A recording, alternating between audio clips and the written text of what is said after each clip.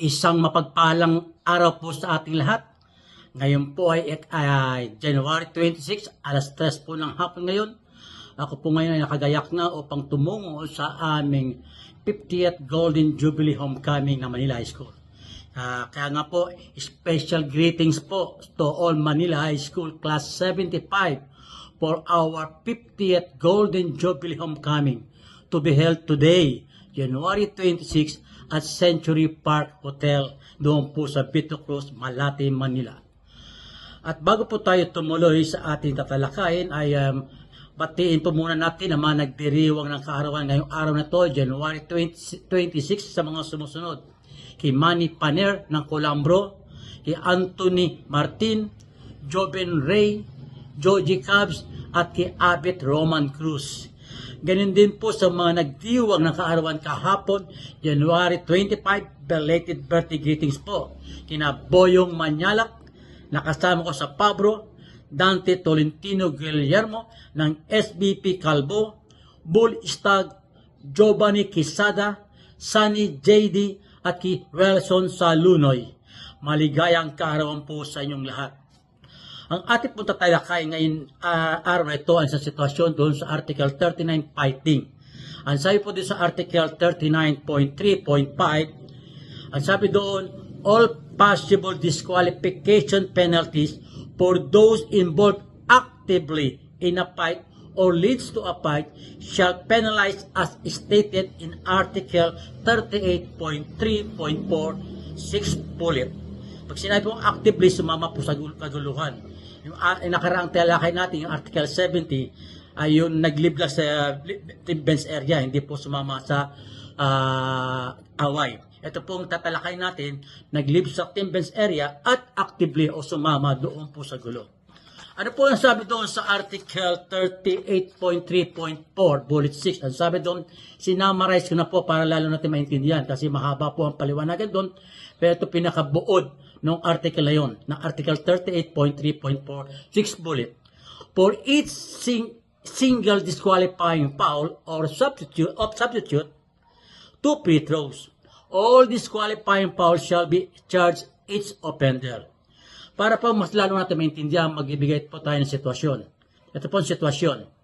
A1 and B1 start a fight on the court. A6, A7, and A8 and B6 leave their team bench area and involved in a fight. Yung A1 at B1 doon, sundukan sa ibang court. Yung A6, A7, A8, substitute po ito, ng team A pumasok sa loob at nakisama sa gulo. Pati yung B6, the substitute pumasok sa loob, kasama sila, involved sila sa gulo, suntukan. Okay? Ano po ang assumption doon? Assumption number 1, ang sabi doon, the penalties for disqualifying foul of A1 and B1 shall cancel each other. So, since same penalty po sila, nagsuntukan sila pareho, out of the game sila. Doon po sila sa dressing room nila. So, disqualified din po sila. Nagsasabi sa pangalawa, since three Team A players and one Team B player ang involved, one disqualifying foul penalty shall be cancelled each other. Tatlo sa kabila, isa sa rito, so meron isa doon, babawasan natin. So, cancel na po yun. Kaya maiwan sa kabila ay dalawa na lang.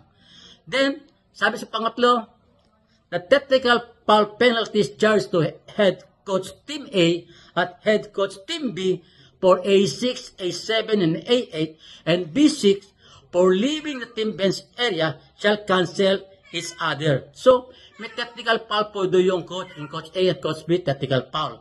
Eh bakit po isa lang ang technical foul sa bawat team, lalo sa team A?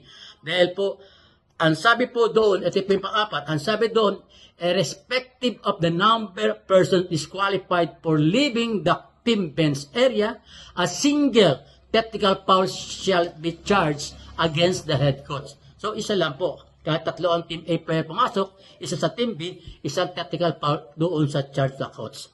At hindi pa lima, ang sabi doon, team B shall have 4 remaining free throws after cancelling one each other's same penalty. So, meron siyang naiwan dalawang disqualifying foul, may 4 na free throw ang team B. Okay? Then, ano sabi sa pang-anim? Sabi sa pang-anim, Team B head coach shall designate the free throw shooter with no lineup. Yung Team B head coach po ang mag-designate ng free thrower. Okay, with no lineup. Then, ang sabi po sa number 7, all free throw penalties shall be executed for each single disqualifying foul. Ano po ibig sabihin dito? Balik sa number 6, sabi doon, sa number 5, sabi 4 remaining free throws. Pag sinabi ng head coach, o titira yung A7 ng first 2 free throw. Tumira A7, rather, A7. Tumira, temple pala tayo, no? Tumira ang B9. Yung B9, tilang yung B9, ikaw titira first 2 free throw. Pareho sumablay. Pwede siya mag-appoint ulit ng another. O B11, pasok ka, tumira ka yung last 2 free throw dahil 4 ang free throw niya eh. Pero kung gusto niya naman, pag tinawag yung B9, tumira 2 free throws, pumasok o hindi, pwede niya patirahin pa rin next 2 free throws. Kaya nga, in each disqualifying foul, pwede ang bawat sinong player. Okay? Dalawang set yon ng 2 free throws. So, ano ang resumption ng game? The game shall be resumed with the Team B throw-in from the throw-in line in its front court, opposite the scorer's table, and shall have 14 seconds on the shot clock. Yan po ating aralin sa ano to at naway na unawa natin. Inimay-himay po natin magmula sa number 1 hanggang matapos sa number 8 para po maliwanagan tayo. Lalo po doon sa mga nag-uumpisa pa lamang ng referee. Pero yung mga veteranong referees, palagay ko alam na nila ito. Pero alam ko rin, iba yung veteranong referee, mga matagal na, medyo nalilito sa mga ganitong sitwasyon. Kasi po, iba ngayon ang fighting rules. Okay po, maraming salamat po muli sa inyong pagtangkilik sa aking vlog. At ganun po, huwag po natin kalimutan mag-like, mag-share, mag-follow, at mag-subscribe sa aking YouTube channel. Hanggang sa muli, ito po yung abang lingkod, former FIBA referee, Etok Kamarongan. Bye-bye!